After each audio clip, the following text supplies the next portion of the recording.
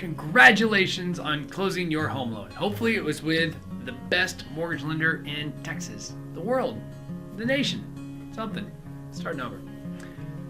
Congratulations on closing your home loan. We hope you had a good experience. Not even going to say that. Congratulations on closing your home loan. Here's what you need to know.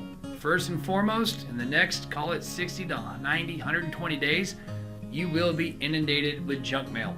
I promise it's not coming from us. It may have our signature on it as far as the name of our company, but it can't use our logo. So understand there's copyright infringements. But if they do, and you're not sure if it's legit or not, let us know. A couple examples of junk mail. One, people are going to tell you need to pay them to file a homestead. You do not need to do that. In fact, you can't even do it until after you've lived in the home on January 31st, or pardon me, December 31st at the stroke of midnight. So you have to occupy the home by the end of 1 year in order to file the homestead for the following. The other forms, you might get something from the county saying, hey, please let us know what you paid for it. Texas is a non-disclosure state. You do not need to provide that information. Lastly, you're going to get a bunch of stuff saying, hey, you need some sort of mortgage insurance or life insurance or refinance now or whatever it may be. Again, it's all junk. Title will be sending you actual paperwork, typically about 2-3 weeks later of the filed deed. And you guys do need to keep that. It'll look very official. It'll be very thick. I promise you should be able to tell the difference. Again, if you're not sure, just let us know. 30 to 60 days later, after you close on a home loan, you can expect paperwork that actually is legitimate. It will still be mixed in with junk mail, but you can expect a couple legitimate docs. Those would be things like your first payment letter. So you will typically get an I love you letter from wherever the company, most likely us if you do a loan with us, saying here's where we want your information. On the rare exception where we do sell a loan off, you'll get an I love you and a goodbye letter. Goodbye from us, I love you from wherever the payments are going to go. If you have questions, you can absolutely call us, but do pay attention to that. We want to make sure you know where to send the payments. We want your money. A few things that would come in the mail are the over 65 and or disabled person exemptions. So you may get a form that says, hey, do you want to fill this out? Unlike the homestead exemption, those tax exemptions can absolutely be filed as soon as you own and occupy the property.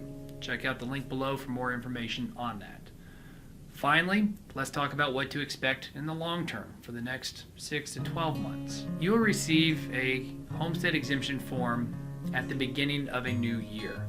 You need to own and occupy the property literally as the ball is dropping in New York, New Year's Eve. You need to own and occupy the property in order to file a homestead exemption the following year. Be sure to check that out. There's a link below that tells you more about it. It is free. Other things that you will receive, typically around February, maybe March, but right around February, if you have an escrow account, you will get an escrow analysis. Check that out if you actually have one. Our video tells you more about what to expect. If you have new construction, absolutely need to check that out. You could be in for a surprise if you're not ready for an adjustment based on the tax value of the home.